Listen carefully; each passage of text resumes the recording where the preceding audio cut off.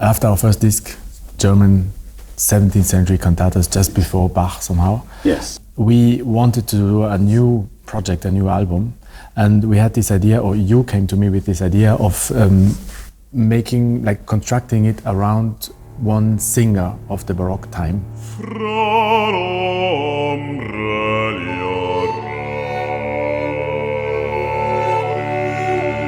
Actually a singer that was not so well known, or is still not, he was very well known at the time, but today he's not known as one of the basses in the Baroque time. You're talking about Manna. Manna, exactly. Antonio Domenico Manna, yes. Exactly, who was one of Handel's favorite singers. But actually, as like the more we talked about the project, it developed into something a little bit different. Yes. And actually you came again to me with this new idea of doing actually arias that started way before Manna was born. And we are kind of, like enlarging the whole project. So why did you have this idea? Like, well, but I wasn't sure that it could work with one orchestra. So that's why I ask you, it is possible, I mean, it's possible to find an orchestra that really can go from Monteverdi until Handel and cover all that Baroque period. So we start thinking about the possibility to go through, especially singing all these great scenes for bass.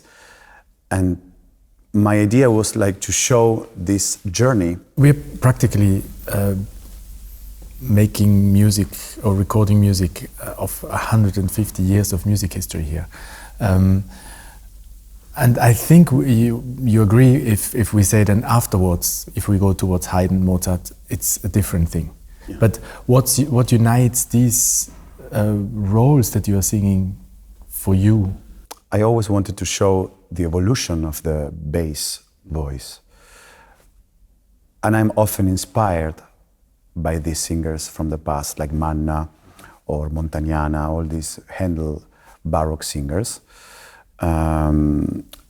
Because we can have an idea about them, because there's letters from Handel and Scarlatti and Ristori that they talk about this. They are very excited about these singers, so they write music for them. It's the beginning, if you want, the beginning of the bel canto era, that the composer will write music for a special singer, trying to show all the abilities, and this is also the beginning of the virtuosismo in the Baroque period. Because if we think about Monteverdi and Cavalli, we don't have that part yet. That will come a bit later. So I always wanted to do an album that really shows the whole repertoire of a bass in the Baroque era. So that's why I came with this idea to you. I mean, many of the roles we are recording here, you sang them on stage. Yeah. What makes them, I mean, for me, and for the listener also, when they're going to listen to the album, they're terribly interesting. And somehow we don't associate the bass voice with something like this, maybe because we don't think that far, but you think of opera, you think about a tenor and a soprano, somehow having a love story. Yes. And they can have a little bit different characters, but in the end, for me, I mean, to put it bluntly, it's a bit the same story always. Whereas the bass has such different characters to express, and sometimes in the same role. The bass is kind of a rare voice. It's a rare type of voice. The most common is a baritone or a tenor for a man. But the bass, it's something special, and the composers, they were using this particularity, writing the roles of, for example, gods or devils or monsters, or the big, emperors or philosophers, always very special kind of human beings or creatures. And they were using the whole range, especially the low notes, because the low notes, it's something like from another world. But unexpected, also high notes, because we are doing, for example, the Polyphemus aria that goes really low to the D, low D, and also the high register, which is a baritone or even a tenor register. Mm-hmm. So that is a bit fascinating for me, because we don't see that in the others registers, sopranos or tenors. Mm-hmm. The bass voice was very special for the Baroque era. Mm-hmm. So that is something that I really enjoy performing. I mean, what fascinated me so much with your idea about covering this whole range of music history, of opera history, was this development also that you see in the composers, the earliest composers we're doing practically one of the first operas ever. Monteverdi, Popea, and then we go over to Cavalli, which is a little bit later, but it's still kind of in the same style. So it's this very declamatory singing. It's not even recitative yet. No, it's completely different. And then we have not just a collection of arias, but we have proper scenes that's like mad scenes. We have two mad scenes, one by Handel, one by Vivaldi. Which is something very unusual also, a mad sing of a bass. Mm-hmm. Later in the Romanticism, it will be the soprano that will do like Lucia, but here is the bass. Mm-hmm. And that is very, very exciting and interesting. When you record these, how do you take your experience from stage into the recording? What are you thinking about staging or? Yes, I am. You're also a stage director. Yes, I am very interested about theater. Mm-hmm. And I think it's crucial in this repertoire because sometimes the virtuosism of the music can lead you to only looking for beauty, or just show your voice. I'm not interested. We need that, but also we need special attention in the words and how do you say the words. Mm-hmm. That's why we choose also mad scenes and long recits, because for me I have always images. I mean a singer needs to have images in his head, otherwise the text will be empty. Mm-hmm. And often we hear some recordings, when you record opera arias or opera scenes, sometimes you miss the perfume, the smell of the theater. And this is something I would love to give with this album. But how is for you? Because it's not easy to go from Monteverdi arriving to Handel. You know, there is 1 century. Yeah. Of music with the same orchestra, with the same ensemble. As an ensemble, we are very flexible already because we are actually a chamber music group, and so we are focused on many different parts of the Baroque era in many different sizes of ensemble, but always with the same players. So the bass is always the same 4 or 5 players. We played together since more than 10 years already. And so we have this flexibility, and also we're very used to working with some of us stepping out as soloists. So we have our harpsichordist who steps out as a soloist for a project, our cellist who steps out as a soloist for a project, yes. The 2 violins.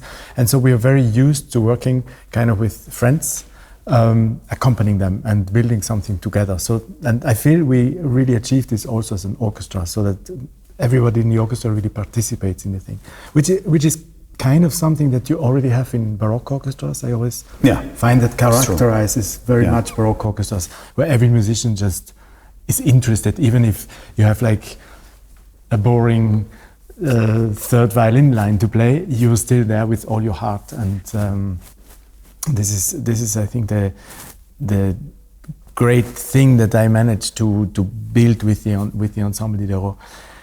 I mean, of course, it's very difficult to go from one style to the next. The whole preparation for this project, even the editions we produced ourselves. So it was our harpsichordist producing the edition. So right from the point zero of the project, many musicians of the ensemble were in the project. So that's why also everybody, the moment the recording comes, is so excited. Like finally we can hear this music that was just on paper until now. And how is it for you? How do you manage to give theater while you are recording, you know, with the instruments. Because for me, it's maybe easier because I have the words. But how is it for you? As Baroque musicians, we are already quite experienced in expressing text. So, and as many of my players are also kind of my students. I always talk about this. Like you have to express text. Even if there is no text, we invent some text. Even when we play a violin sonata, sometimes it might be the most stupid text ever, but we have to express something. And that's what fascinates us so much about this Baroque music in general, because it's all based on text, whether the text was there or not. And I try to be very clear with my musicians about the content of each aria and the context in which this aria arrives in the opera and what the whole story is. That is crucial, yeah. And so what is so incredibly fascinating with these arias that we are doing is there is always at least two completely different affects that you are expressing as a character.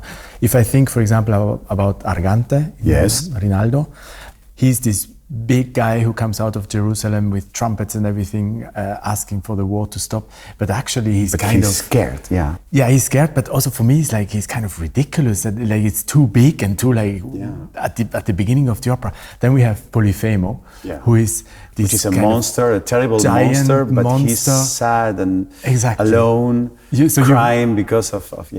Yeah. So like you're kind of in between. Being scared, having empathy and being disgusted by it, and so it's in every character. It's like this, and this gives so much sources of inspiration for us to. And this is the interesting thing about Baroque music, that affectively really leads you in this human journey. That every character, even if it's a god, even if it's a monster, there is this humanity inside, and this is fascinating. And what I try also to do with the orchestra is to really express what is on the page. I always see like how did the composer express it already? Like with which note values, where did he put the ending, and how can we make it happen with that without adding special effects, because the special effects are already written there somehow, and that's a big challenge sometimes, because you go away from what sometimes you used to hear. For example, we're adding recorders in the Polifemo aria, which is, I mean, it's written there, not everybody does it, so it's kind of choices. We try to be as close to the source as possible and try to do 120% with exactly what the composer wrote. And but every Baroque performer needs some creativity always, and this is also very exciting when I take a text or just music, and how can I sing this? How can I express this emotion here? This is the most exciting thing. I don't consider myself a Baroque singer or a Mozart singer or a Rossini singer. I always have the same kind of approach to the music, to the theatrical music. Even when we did our first album, the text is always there. And the text fits the music, and the music fits the text. And this is all about, for me, for Bach, for Handel, for Monteverdi, for Rossini, for Mozart. It's, of course, not the same style, but my approach is always coming from the same motivation. I think it's a bit also in the nature of the voice, of the bass voice, that it's very difficult somehow with the bass voice to be out of style. I always have this feeling. Yeah. Okay. Of course, there are stylistic elements that you need to observe in certain repertoire, but and I wonder why that is. I don't know.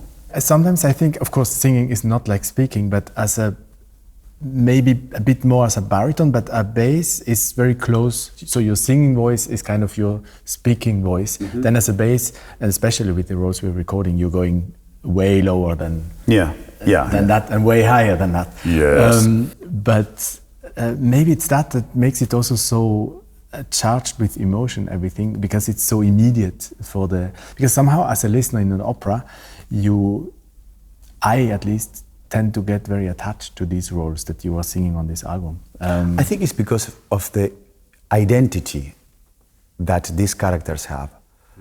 about this thing that we were talking before about why the bass voice was always associated to those kind of roles, monsters, kings, magicians. It's always something very special and very precise. So the character is very strong. Seneca, it's a philosopher. Argante, Claudio, Roman emperor. They're all very strong characters. And I think that that's easier for the performer because there's a lot to explore. It's not just the lover or the jealous baritone in the late romantic repertoire. Yeah, so you're either the guy who rules everything because you have the title role, you're the Roman emperor, or you're the kind of guy. I find it extremely interesting, for example, in when you sing Zoroastro, yes. that you're actually, because we have the two versions. We have in Vivaldi, you're singing the title role. Exactly. Orlando. Mm-hmm. And in Handel, you're singing a part that in Vivaldi doesn't even exist. No, So Handel invented this magician who actually does helps everything behind. Exactly, yes. Well, both are interesting, especially because there is some magic going on in this area, in this invocation. But then for Orlando is this mad sing, which is very, very exciting to perform because I can really play with all the affetti, all the colors. Sometimes I speak directly, I don't sing anymore. So this is, I can choose between. To complete the program, I decided to include, we could have put like some Baroque concerti or something, just to make some music in between the arias. But what we decided to do is to use opera music. So, and what then I realized at some point, actually I just looked for pieces that fit kind of in our chronological order of the program. And then I saw we actually got all the examples of Italian opera overture from about 150 years of music history. So we go from the simplest introduction, Sinfonia, of one of the first operas ever composed. So we have Rossi, Erminia sul Giordano with just 4 violins. And then we move on to kind of strange, weird sinfonias by Ziani and by Scarlatti and Bononcini. Bononcini too, yes. Has this French overture already. Like so, we cover really.